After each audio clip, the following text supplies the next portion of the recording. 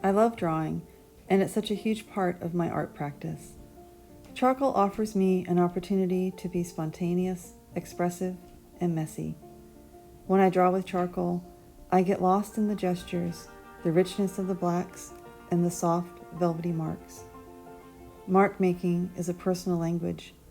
Conversations emerge between myself and my subject matter as lines, shapes, and forms are captured on the paper.